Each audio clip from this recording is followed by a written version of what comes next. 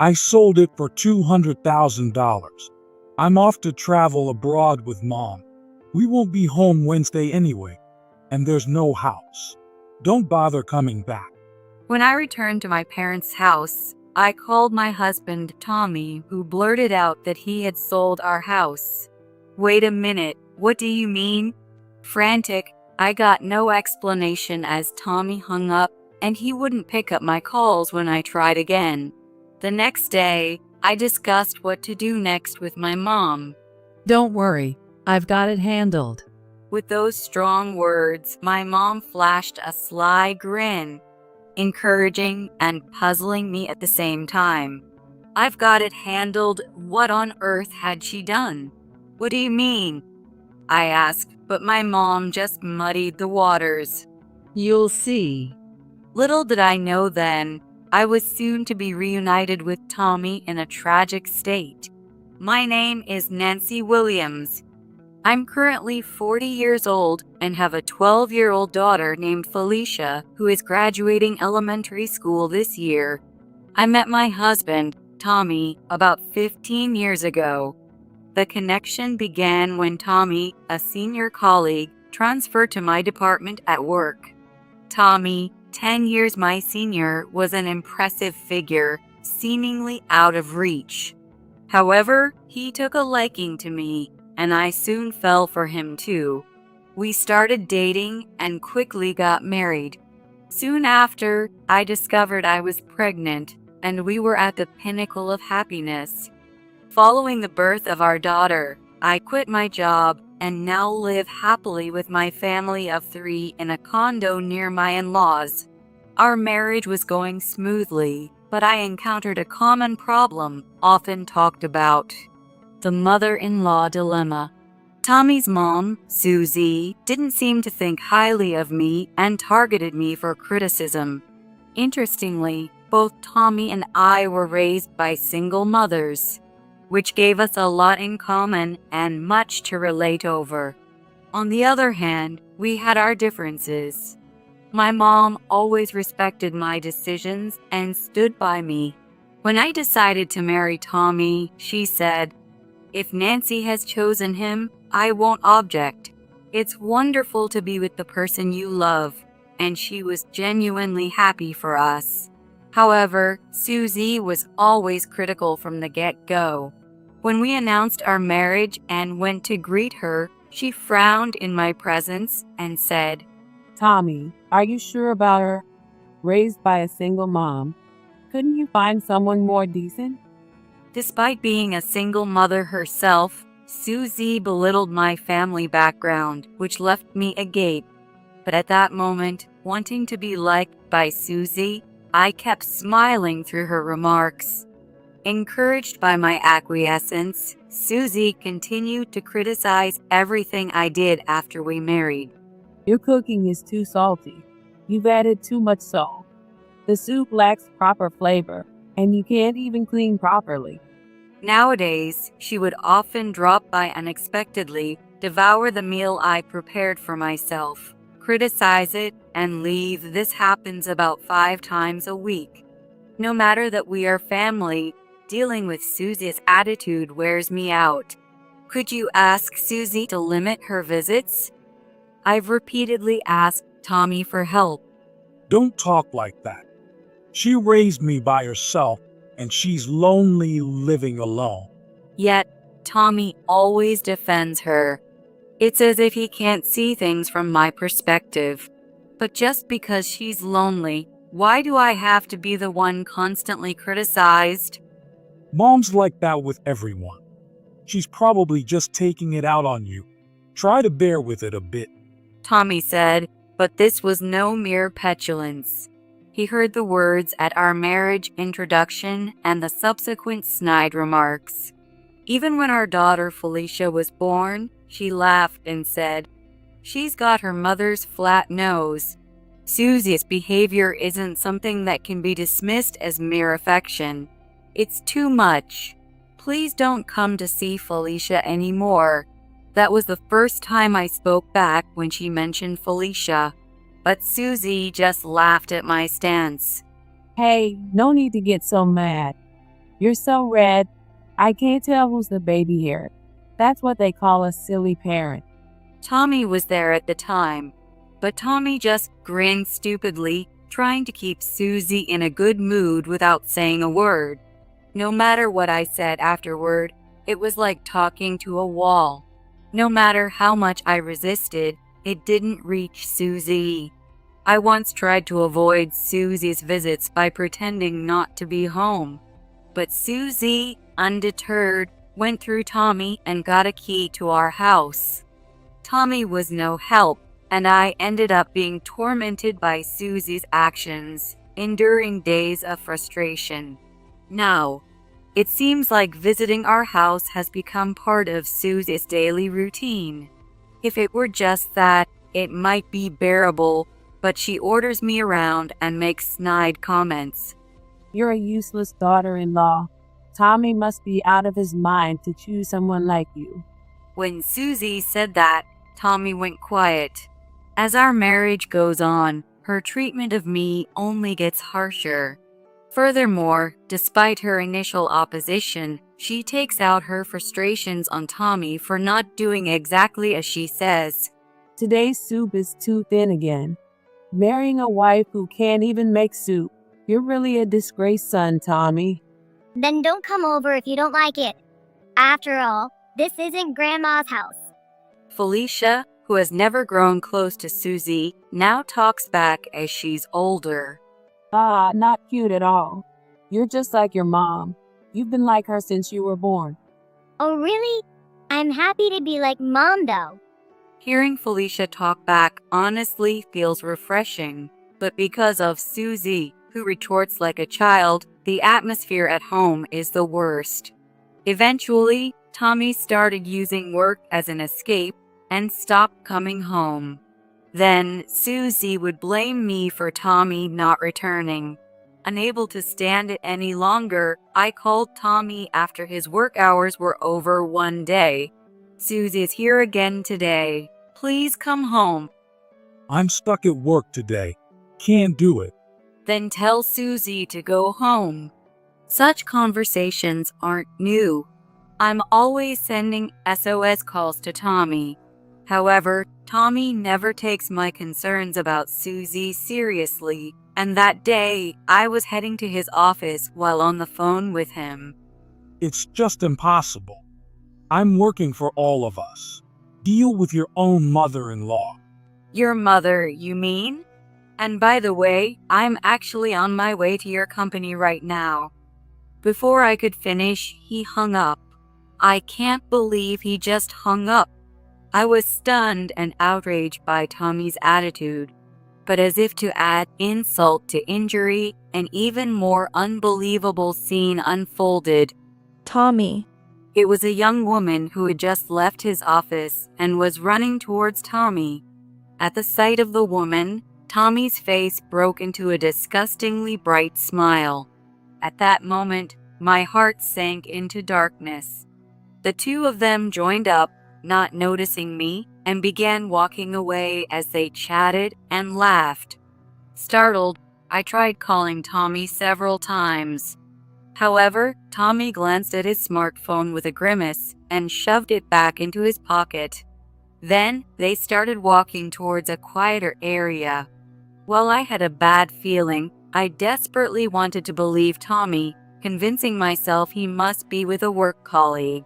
Still, a 1% doubt prevented me from approaching them, and I ended up following them. Can't be. No way. I muttered to myself as I trailed them, but the outcome was grim. As expected, the two disappeared into a hotel district.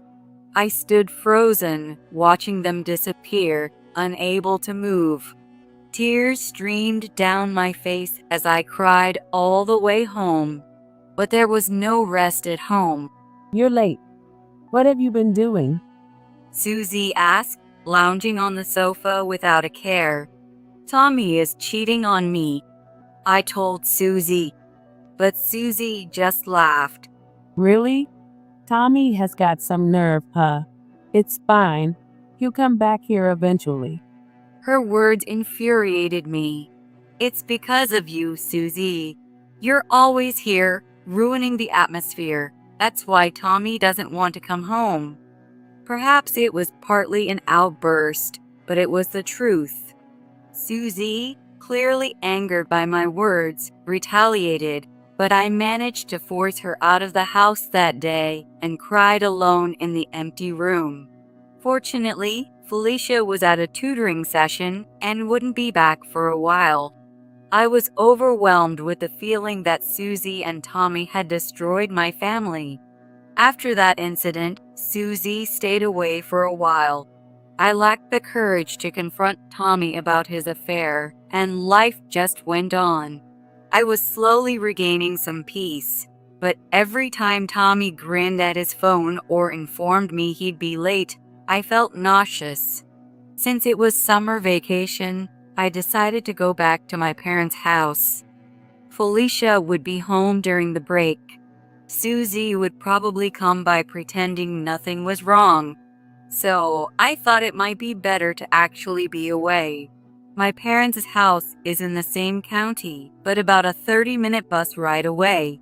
I couldn't visit often, but I was concerned about my mother living alone. It's unusual for you to stay so long. You usually only stay 2 nights.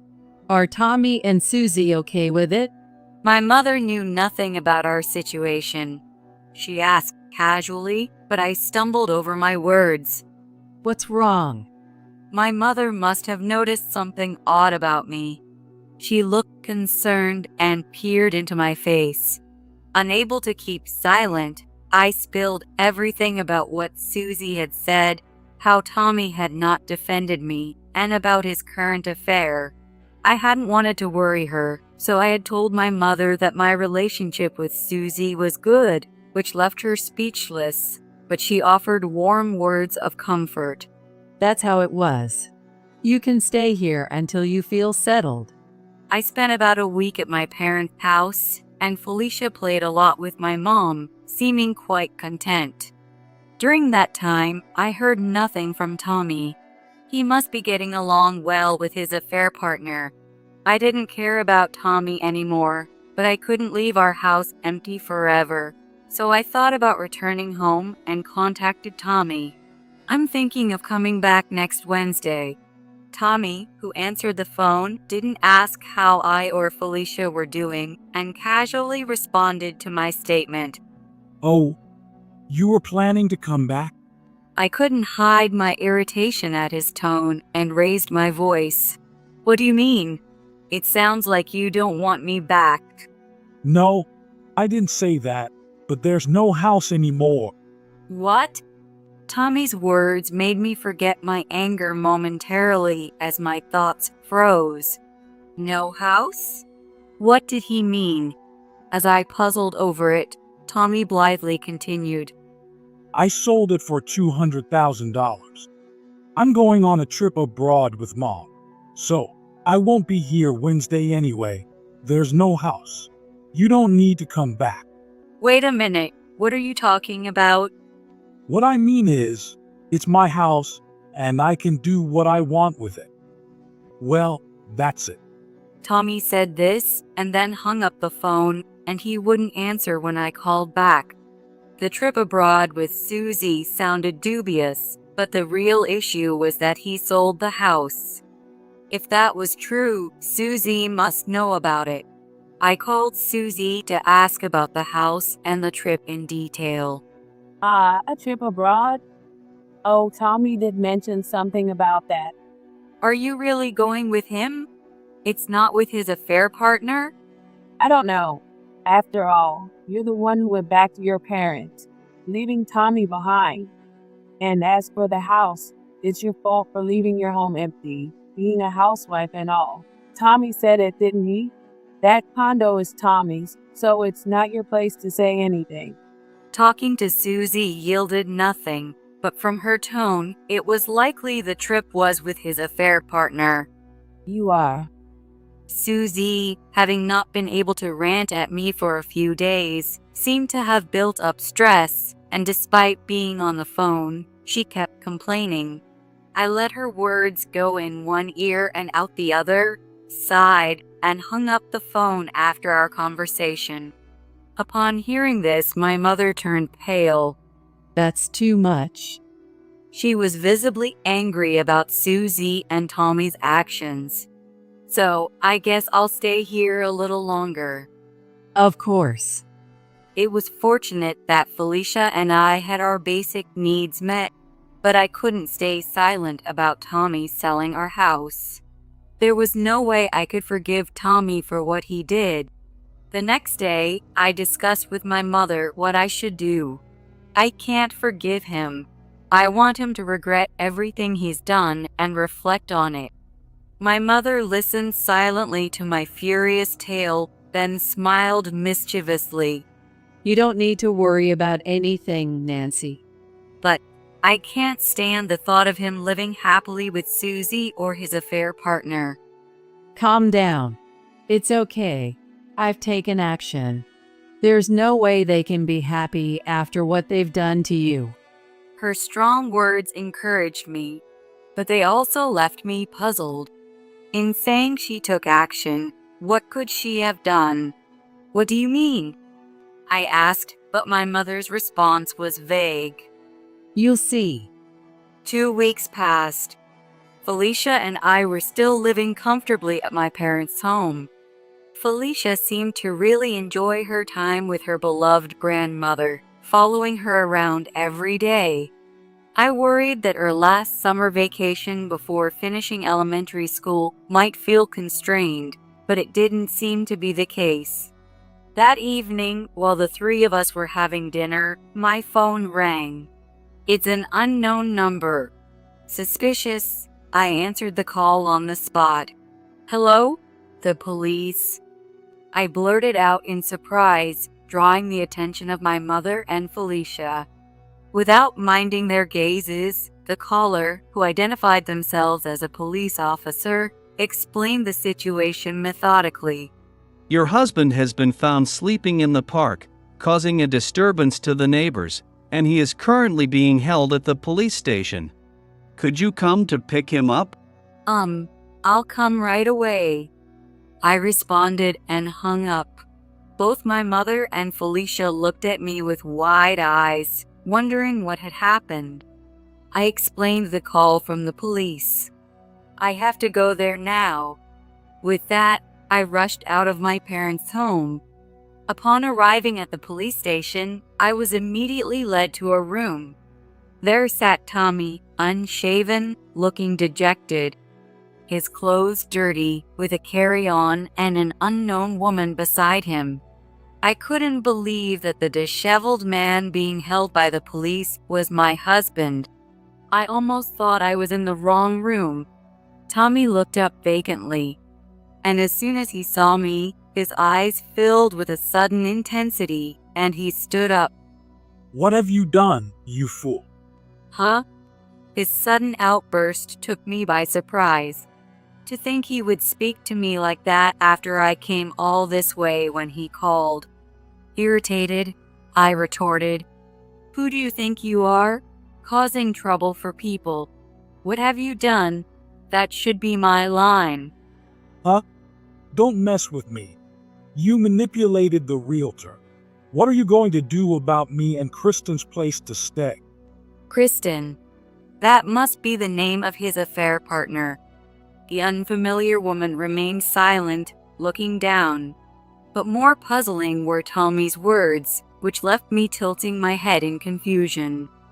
A police officer calmed the agitated Tommy, giving me a moment to think.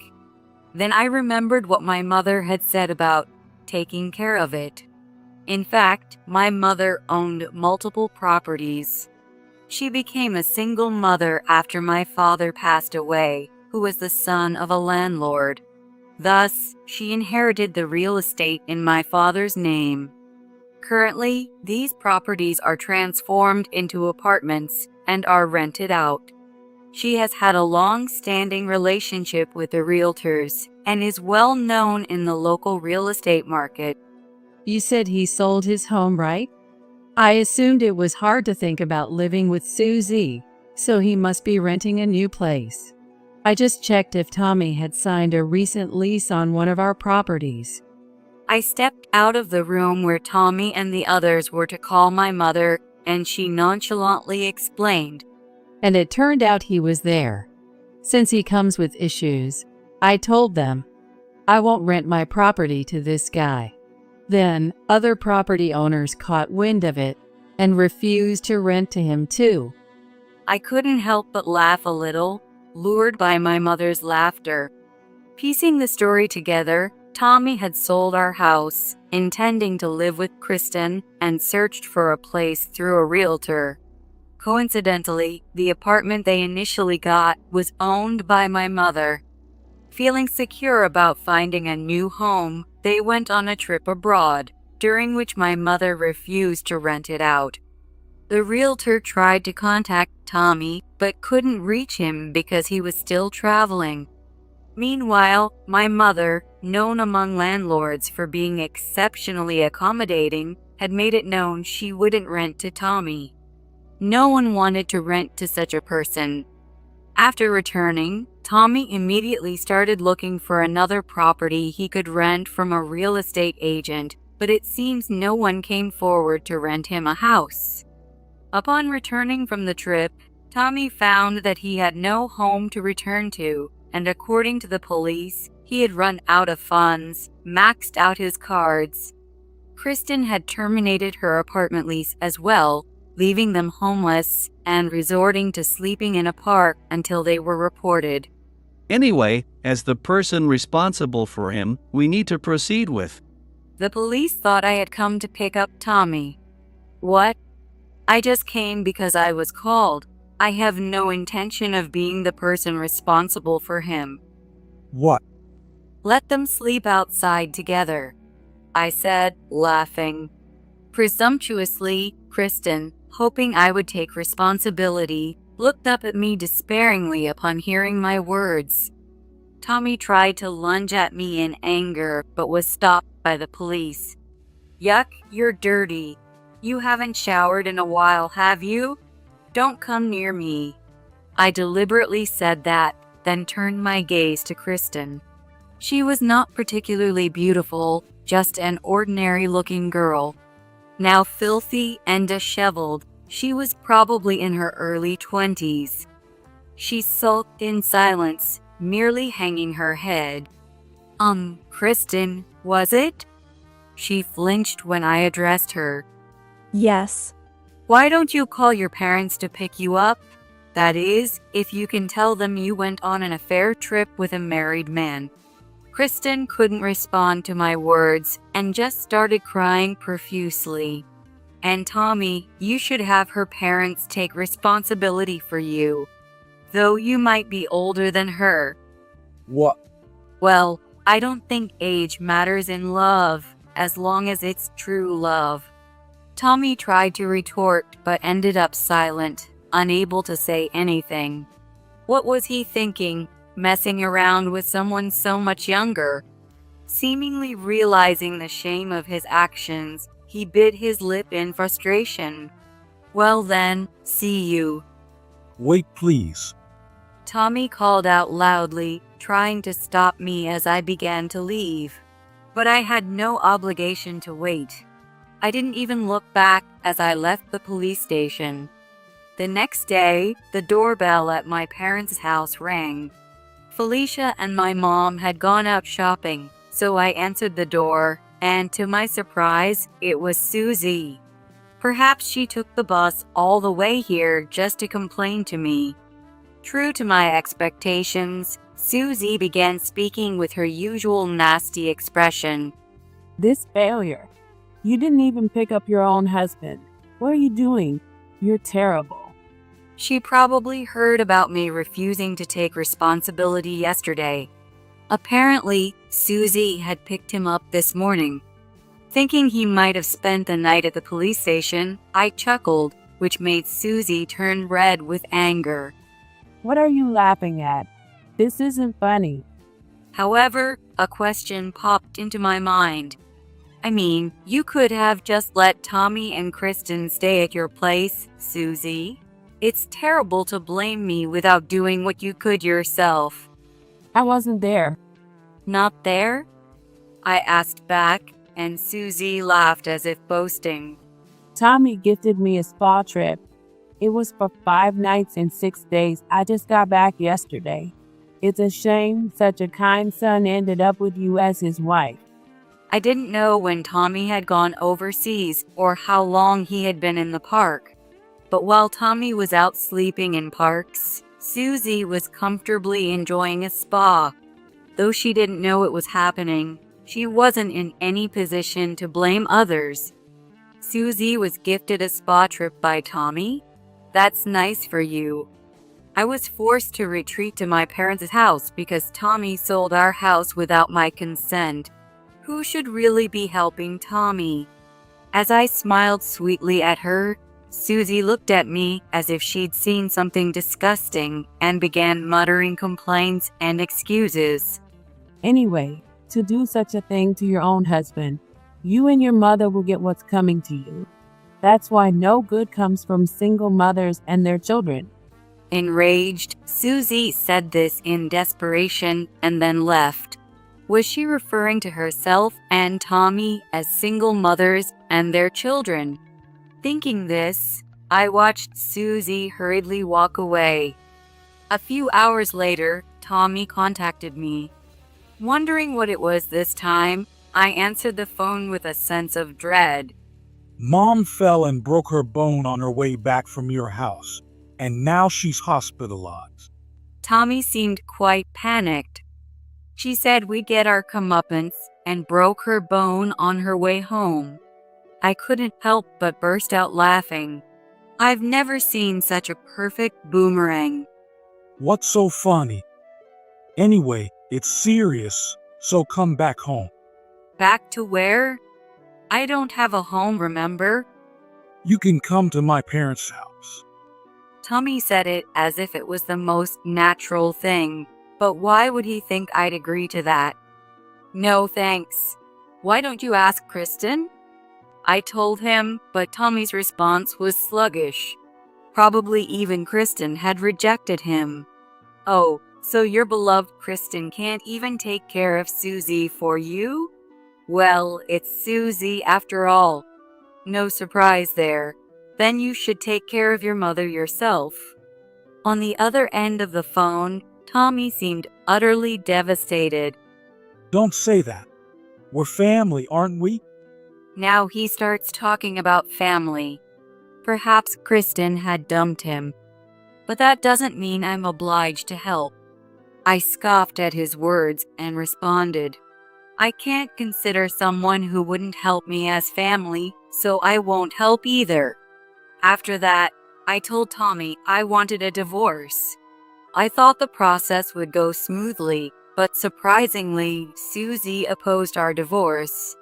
If marrying such a woman means breaking up with you, you're better. I won't allow a divorce.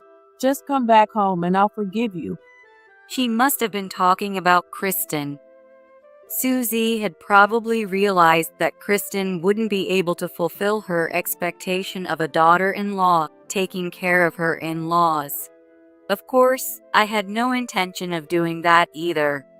And it turned out that Tommy really had broken up with Kristen, so Susie's worries were unfounded. Probably Tommy was the one who got dumped. Kristen must have realized she couldn't be happy with someone like Tommy. But I'm not about to let someone who went after my husband get off scot-free. Of course, I'm going to demand a hefty alimony. For the young Kristen, it would be a large amount, but I demanded $20,000. I can't pay that kind of money. We broke up. Isn't that enough? I went to talk to her with a lawyer. She turned pale and whispered weakly. She seemed so timid, it made me wonder why she'd go after someone else's husband. But no matter her personality, I was not going to forgive Kristen. Being cheated on, I was so devastated I wished I could just disappear. But it wasn't just that. While you were having a great time with Tommy, I was suffering from the stress given by Tommy's mother. But You not only stole Tommy, but also our family time. I know Tommy is to blame, but if you had a bit more common sense and moral standards, this wouldn't have happened. Kristen was crying when she heard those words. However, her tears seemed less about remorse and more about her anxiety over what happens next.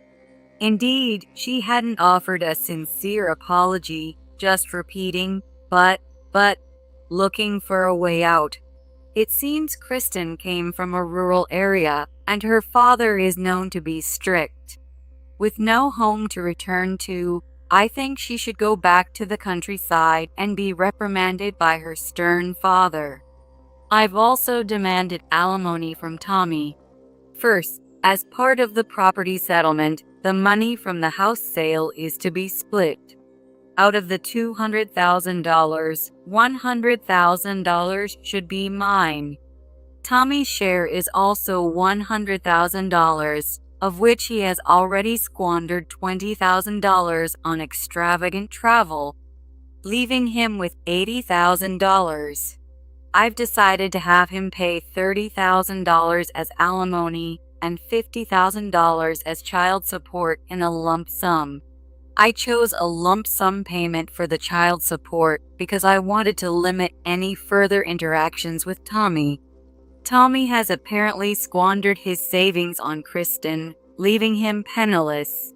During our last conversation, Tommy apologized profusely to me. I'm really sorry. Let's start over. If that's not possible, at least forgive the alimony or reduce the child support. While he expresses his apologies, like Kristen, he seemed more self-pitying than remorseful, which made me sigh. Are you kidding? If you understood how much pain I went through, you wouldn't dare ask for alimony forgiveness. That's well. And Felicia is about to enter high school and college, and $50,000 is hardly enough.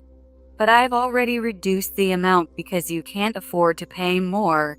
You should be thankful for that. Tommy was speechless, finally understanding just how pathetic a father and husband he had been. Can I see Felicia anymore? As he spoke, tears messed up his face. You shouldn't. It's not for me to say, but Felicia doesn't want to. That's...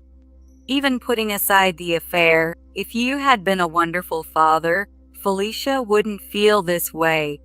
But you never stood up for Felicia and me against Susie's complaints. Contrasting my laughter, Tommy looked utterly defeated. I remembered what Felicia had said. Dad is not only useless, but he's making Mom suffer. So just get a divorce already. Actually, it was Felicia who had suggested the divorce. If I had children, I might have hesitated to divorce, but it was Felicia's words that made me decide. I have a real family with my mother and Felicia, and I felt that was all I needed. When I shared this, Tommy turned pale and just cried silently. Even if he thought his actions were minor, they had a major impact on others. I hope he lives his life, never forgetting the pain he caused and reflecting on his actions. Tommy, having no money to rent a house, started living with Susie in his parents' house. Susie required care due to complications from her fracture, so Tommy worked reduced hours to care for her. Their income drastically decreased, and they had to live a poor life, needing a helper when Tommy was away. Originally, Susie tried to rely on me, and Tommy tried to push her onto me. He probably intended to make me take care of Susie as well. Fortunately, I managed to escape that situation. I imagine caring for Susie with her difficult personality is tough, but that's Tommy's responsibility. I don't know how many decades of caregiving lie ahead, but Tommy has no choice but to do his best. As for Kristen, after impulsively canceling her lease and being unable to pay alimony, she consulted her parents. I received an apology and alimony payment from Kristen's parents, and it seems she has returned to the countryside. Consequently, she resigned from her job. The job she loved, the independent life she longed for, and all her savings. Kristen lost everything. I don't know what she is doing now, but I think she is living under strict parental supervision at her parents' house, feeling restricted. As for myself, I continue to live in my parents' home. Although it was a bit far, Felicia attended her original elementary school until graduation. She then enrolled in the middle school I attended. Seeing my daughter in the same uniform I wore, my mother tearfully expressed her joy. My mother always silently wished for my happiness, and although she never spoke about her feelings, I realized after living together that she must have felt lonely at times. From now on, I plan to do my best to show filial piety and make our family of 3 happy. Most importantly, I want to ensure that my mother and Felicia have a happy life.